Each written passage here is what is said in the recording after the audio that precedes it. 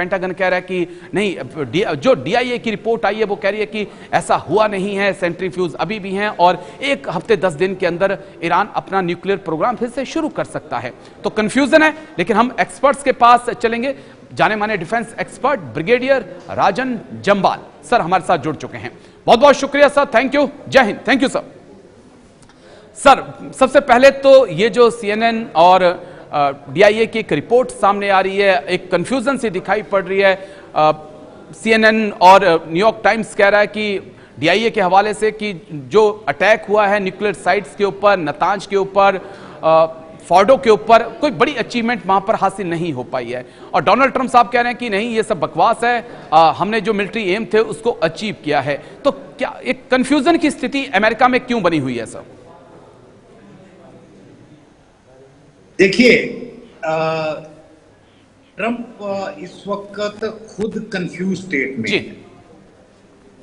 उन्होंने बोला था मैं सारे युद्ध रुकवा दूंगा, आते ही 24 घंटे के अंदर, 48 घंटे के अंदर कहीं कुछ नहीं कर पाए। यूक्रेन का युद्ध अभी भी चल रहा है।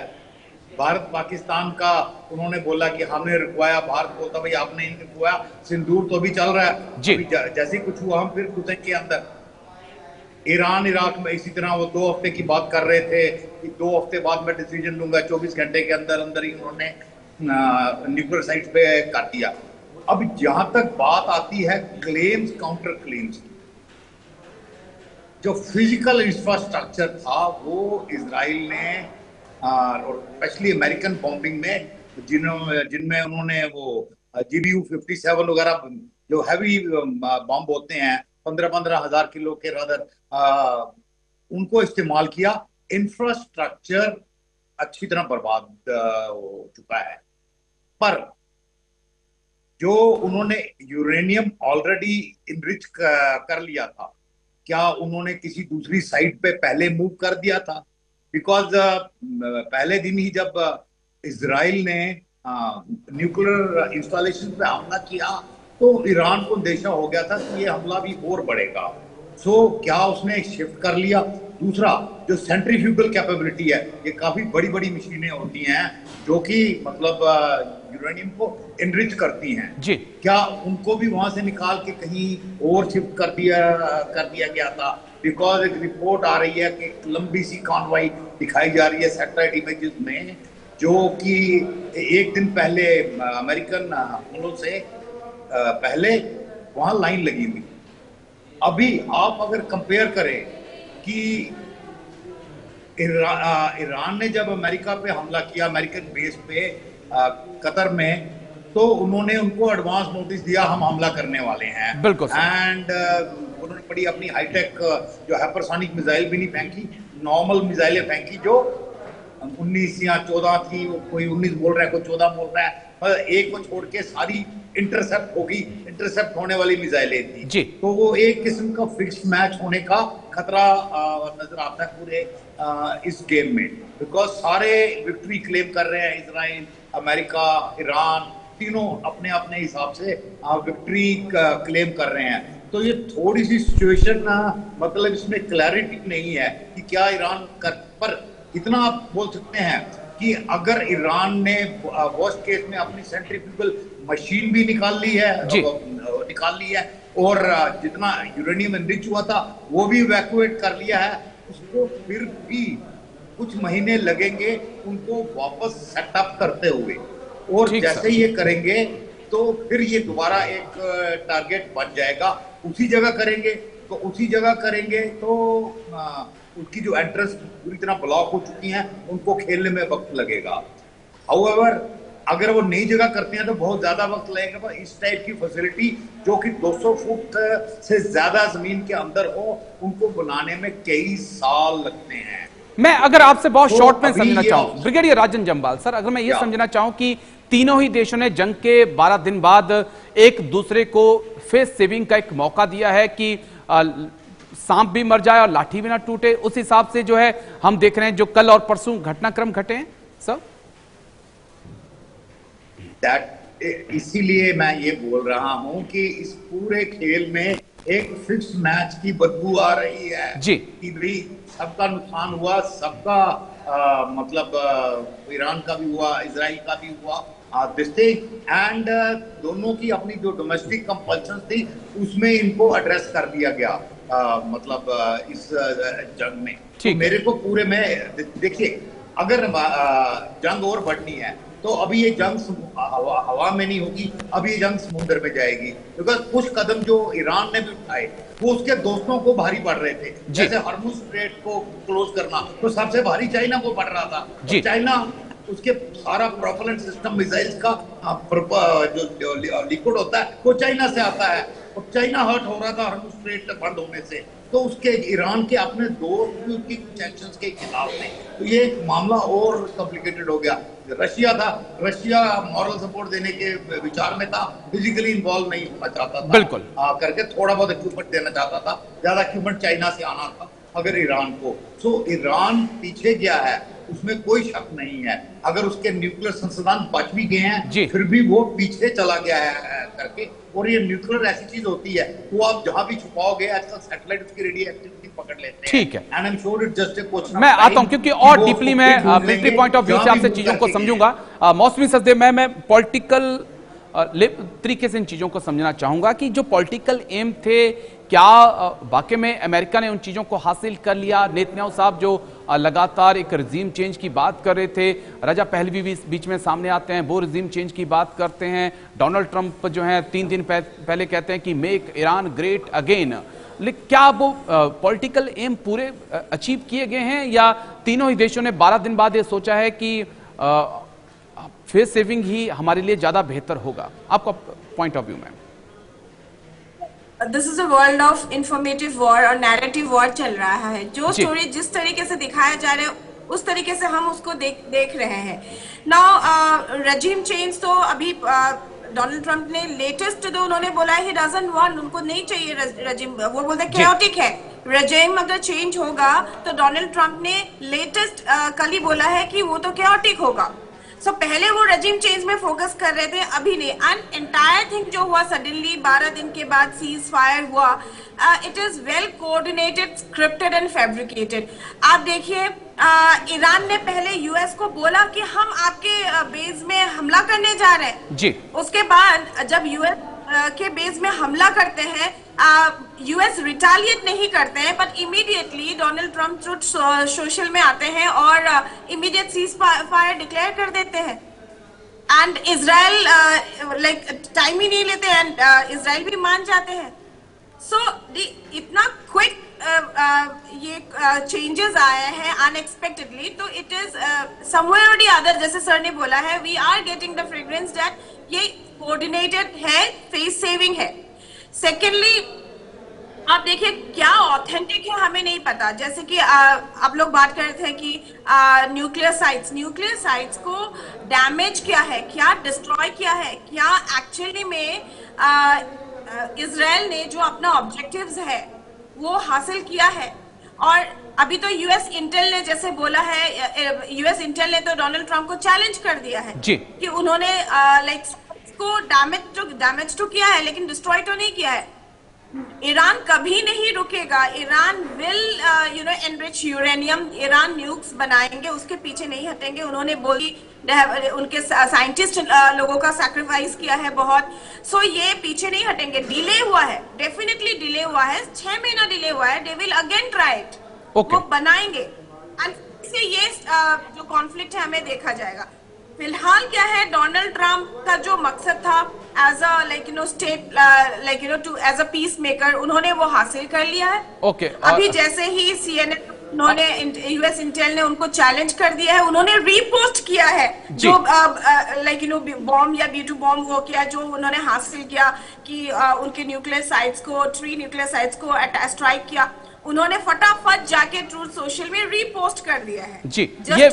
ये बड़ी अहम बात आपने कही है कि डोनाल्ड ट्रंप की तरफ से जो एक सीज फायर और एक नोबेल पीस पुरस्कार की बात चल रही है। हालांकि हमने देखा पहले तो पाकिस्तान से आवाज उठी थी, मुल्ला मुनीर और शहबाज शरीफ की तरफ से। क्या ये तेहरान से भी आवाज आएगी कि डोनाल्ड ट्रंप साहब को जो है पीस नोबेल का पीस पुरस्कार दिया जाए? मैं आता हूं मैम, और डिटेल से इस चीजों को समझूंगा मैं आपसे, लेकिन ब्रिगेडियर राजन जम्बाल सर, ये जो 12 दिन की कॉन्फ्लिक्ट चली, इसका क्या इम्पैक्ट मिडिल ईस्ट में अब होने वाला है?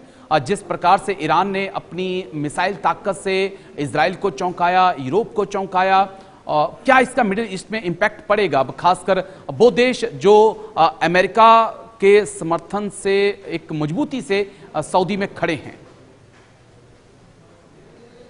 देखिए, अमेरिका इजराइल के 3 मेन टारगेट थे इसमें। पहला लीडरशिप में न्यूक्लियर साइंटिस्ट, मिलिट्री लीडर्स, जिसमें वो काफी हद तक सक्सेसफुल रहे हैं। काफी न्यूक्लियर साइंटिस्ट उन्होंने एलिमिनेट कर दिए, जो ईरान ने भी माना है।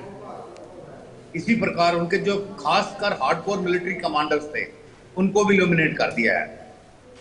दूसरा था परमाणु, जो उनके मतलब फैसिलिटीज थी, उसके बारे में हम बात कर चुके हैं। तीसरा टारगेट उनका मिसाइल प्रोडक्शन।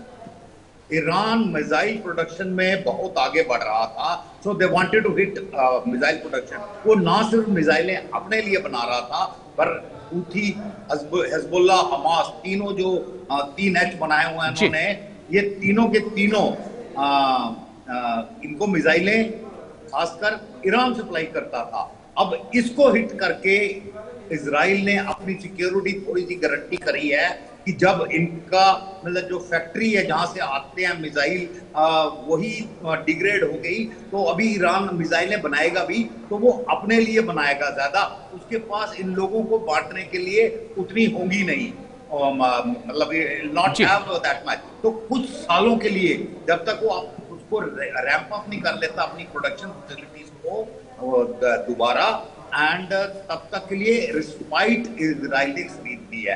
आपने पूछा दूसरा कि अभी ये लड़ाई किधर जाएगी। देखिए, अगर लड़ाई ओपन हुई, मैं पहले ही आपको बोल दिया, तो ये समुद्र में जाएगी, पर ये लड़ाई अभी कवर्ट एक्शन तरीके से जारी रहेगी। कवर्ट एक्शन शुरू से ही होते थे, लगातार मोसाद काम कर रही है, इरानियन इंटेलिजेंस भी काम कर रही है, तो करके वो लगातार चल रहे थे, पर वो अभी इंटेंसिफाई हो जाएंगे और इंटेंसिफाई हो जाएंगे। और देखिए, इस वक्त ईरान में क्या है, आप ईरान को थोड़ा समझिए। ईरान में इस्लामिक शिया रजीम है, ठीक है ना, 79 में आया। एक उनकी रिपब्लिकन गार्ड है, जो एक कट्टर फौज है उनकी, वो अलग है, और रेगुलर ईरानियन आर्मी अलग है। नो, रिपब्लिकन फोर्स एसएस जो बनाई थी हिटलर ने, उसकी तरह है, ये हार्डकोर वो करके हैं। सुप्रीम लीडर इलेक्टेड नहीं है, इलेक्टेड प्रेसिडेंट मसूद है, जो वेस्टर्न गवर्नमेंट्स को एक्सेप्टेबल है जी तकरीबन, और उसकी पार्लियामेंट जो कैबिनेट है वो भी एक्सेप्टेबल है। तो इस सिचुएशन में कवर्ट एक्शन अभी चलेगा, किसी भी तरीके से खमेनी को न्यूट्रलाइज किया जाए, उसको इक्वेशन से बाहर निकाला जाए, ताकि रजीम change Israel and America will not give up, may not do it openly, but रजीम change की कोशिश जारी रहेगी through other means, and the easiest way is Khamenei को एलिमिनेट कर दो, और उसका साथ एक छोटा सा कोर ग्रुप है जो उनको एलिमिनेट कर दो, तो ऑटोमेटिकली जो प्रेसिडेंट मसूद है, he will run, he is more acceptable. तो ये ना एग्जैक्टली रजीम चेंज हुआ, पर बीच का एक्सेप्टेबल रास्ता शायद चलिए ब्लॉक के लिए। चलिए, कॉवर्ट ऑपरेशंस लगातार अभी भी जारी रहेंगे। बड़ी अहम बात आपने कही है सर, लेकिन मौसमी सदे में मैं आपके पास आऊंगा। इजराइल को भी क्या अपने भीतर झांकना होगा? जिस प्रकार से आयरन डोम, एरो 3, तमाम जो उनके एयर डिफेंस सिस्टम हैं, उनको लेकर बातचीत हो रही थी, लेकिन ये जो 12 दिन की जंग है उसने पोल खोल के रख दी कि हाइफा हो, तेल अबीब हो, कुछ भी सेफ नहीं है। ईरान जहां चाह रहा था वहां पर मिसाइल मार रहा था, और बिना अमेरिका के सपोर्ट के, क्योंकि नेतन्याहू का अचानक से अमेरिका पहुंचना, डोनाल्ड ट्रंप से, जेडी वेंस से मुलाकात करना, यह भी ये दिखा रहा है कि ईरान, अगर ईरान से आपको टक्कर लेनी है तो ये जरूरी है कि अमेरिका आपके पीछे हो। अमेरिका आपके पीछे नहीं है तो मुश्किलें आपकी बढ़ सकती हैं। क्या हम इजराइल की पोजीशंस को कैसे देखते हैं 12 दिन की जंग के बाद? देखिए, इजराइल ऑलरेडी हमास, इजराइल में इतना बड़ा अटैक हुआ, हमास, हिजबुल्लाह, हुथीज के साथ काफी आप देख रहे हो लड़ रहे हैं। Already they were running shortage. अभी अमेरिका के बिना वो कुछ नहीं कर पाते। इवन अमेरिका भी जब उन्होंने हिट किया, स्ट्राइक किया न्यूक्लियर साइट्स को, जो क्लेम कर रहे हैं कि they have hit 3 important sites Iran का, उसके बाद ऑटोमेटिकली आप देखिए चुप हो गए थे, साइलेंस हो गया था, बिकॉज नेक्स्ट डे ही आप देख रही है डोनाल्ड ट्रंप ने बोला था वी वांट पीस।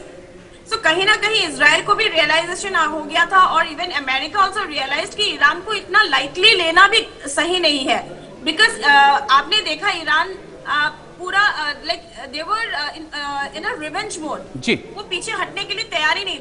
उनको पता था कि they have got their proxy groups. उनको पता था कि उनके जो लाइक अलायंस है उनके साथ सारा मुस्लिम जो वर्ल्ड है कुछ को छोड़ के दे वर ऑल रेडी। यमन ने तो अनाउंस कर दिया था कि हम रेडी हैं उनके साथ आने के लिए। सो कहीं ना कहीं इजराइल को भी पता चल गया था, अमेरिका को भी पता चल गया था कि ईरान को लाइटली लेना भी इतना सही नहीं होगा। So it was like the cease fire was must at this stage. उसके बाद देखा जाएगा कि मौसमी सचदेव, क्या ये जो 12 दिन का लड़ाई चली है, इसके अब जो सीज फायर हुआ, इसके बाद हम उम्मीद करें कि ईरान और ताकत के साथ जो है आगे बढ़ेगा, वो और कोशिश करेगा कि खुद को मजबूत करे? कोशिश बिल्कुल करेंगे, बिकॉज़ उनके पास आप देखिए उनके साथ जी मौसमी मैम जल्दी से कंप्लीट देखिए उनके पास भी है। एंड वो ईरान देखिए, उनका हिस्ट्री देखिए, ईरान का ग्लोरियस पास्ट था। वो गिव अप आसानी से नहीं करेंगे, वो फिर से, because that is why this conflict is just paused. ये एंड नहीं हुआ है। जैसे ही ईरान कोशिश करेंगे, डेफिनेटली फिर से इजराइल और अमेरिका विल ट्राई। और ये कहा इजराइल की तरफ से कहा भी गया है कि अगर आप फिर से न्यूक्लियर हथियार बनाने की कोशिश करेंगे तो हम फिर स्ट्राइक करेंगे। क्या स्पेस, पानी, थल, जल, नभ के साथ साथ अब एक साइकोलॉजिकल वॉर जो है वो बड़ा अहम हो गया है? आप जीतिए, आप हारिए, ये मैटर नहीं करता है। आप अपनी जनता में क्या संदेश पहुंचा रहे हैं, उनके दिमाग में क्या भर रहे हैं, वो अब ज्यादा मैटर करता है। ये जो वीडियो वॉर इस वक्त चल रहा है दोनों देशों के बीच, या जो हम देख रहे हैं ऑपरेशन सिंदूर में मार खाने के बाद जिस प्रकार से पाकिस्तान में प्रोपोगेंडा चला। देखिए, ये जो साई वॉर है इसका अपना महत्व है और इसके रिजल्ट्स इमीडिएट होते हैं। End of the day immediate public को जो एश्योरेंस देना कि सब ठीक ठाक है, ये हुआ है। पर लॉन्ग टाइम में एंड ऑफ द डे जो आपने अट्रिशन काउंट कॉज करी है वो काउंट होती है। अभी आपने सिंदूर की बात करी है, तो ठीक है 15-20 दिन वो जीत गए शोर मचता है। But as time flows satellite picture आनी शुरू हो गई, पाकिस्तान के अंदर भी आवाजें उठनी शुरू हो गई, यार ये क्या हो गया था हमारे साथ, क्या क्या कर दिया, हमको तो पता भी नहीं लगा। Now you see Pakistan media, सारी चीजें उठ रही हैं। तो सिमिलरली यहाँ भी ठीक है, जीत गए थोड़ा सा शोर दो चार दिन, बट आहिस्ता आहिस्ता चीजें क्लैरिटी आनी शुरू हो जाती है। बिकॉज डिटेल फोटोग्राफ्स आने शुरू हो जाते हैं, सैटेलाइट इमेजरी के डिटेल्ड एनालिसिस निकलने शुरू हो जाते हैं, न्यूक्लियर मटेरियल जो निकला है उसकी ट्रेसेस निकलनी शुरू हो जाएंगी। तो एग्जैक्टली क्या हुआ है क्या नहीं हुआ है वो सामने आ जाता है। जो सही ऑपरेशंस हैं वो एक लिमिटेड टाइम के लिए, और इसकी जरूरत है। देखिए ईरान की क्या प्रॉब्लम है, ईरान ऑटोक्रेटिक रेजिम जी, इलेक्शन होते हैं पर पावर अपना सुप्रीम लीडर के पास है जो अनइलेक्टेड है। एंड ऑटोक्रेटिक लीडरशिप में हमेशा एक इनसिक्योरिटी होती है कि कभी भी मेरे पीठ में कोई खंजर बोल सकता है, कभी भी मेरे को मतलब कू हो सकता है। So it tries to suppress information. जितना ऑटोक्रेटिक रजीम होगा आप देखोगे उतना ज्यादा इंफॉर्मेशन सुप्रेस करेगा। मेरा जो डेमोक्रेटिक वो होते हैं वो इंफॉर्मेशन सुप्रेस नहीं करते, वो इंफॉर्मेशन को मैनिपुलेट करते हैं। आई मीन ये दोनों में फर्क होता है, डेमोक्रेटिक रजीम और उसमें वो मैनिपुलेट करते हैं। अमेरिका हो, इंडिया हो, वो इजराइल हो, वो मैनिपुलेट कर रहे हैं इंफॉर्मेशन को विज़ ईरान या पाकिस्तान, जो इंफॉर्मेशन दबाते हैं और आउटराइट झूठ बोलते हैं क्योंकि they can get away with the लाई, क्योंकि उनको पूछने वाला कोई नहीं है। इस डेमोक्रेटिक रजीम में आप बिल्कुल झूठ बोलोगे तो आपको पूछने वाले प्रेस होती है, ऑपोजिशन होती है, सारे होते हैं, तो एकदम आपको पकड़ा जाए। मैं आता हूं, फिर आपके पास आता हूं क्योंकि एक और बड़ी अहम खबर है, उसमें मैं आपके साथ बातचीत करूंगा। लेकिन एक छोटा सा कमेंट मौसमी सचदेव में मैं आपसे चाहूंगा कि ये जो ऑपरेशंस हुआ, 12 दिन तक चली लड़ाई चली, क्या इसके बाद खामनेई की पकड़ मजबूत हुई है या कमजोर हुई है? इस पे एक छोटी सी टिप्पणी चाहूंगा। साथ में क्या एक नया ट्रेंड शुरू हुआ है कि आजकल ट्विटर पे आकर एक मैसेज लिखने से ही सीज फायर हो जा रहा है? क्योंकि एक वक्त ऐसे थे जब दोनों देशों के राष्ट्राध्यक्ष या नेता आमने सामने बैठते थे, एक टेबल होता था, फिर एक टर्म एंड कंडीशंस तय होती थी कि ये चीजें होंगी सीज फायर में। लेकिन हम देख रहे हैं पिछले 3-4 महीनों से डोनाल्ड ट्रंप साहब आते हैं, एक ट्वीट करते हैं, कहते हैं कि मैंने सीज फायर करा दिया है।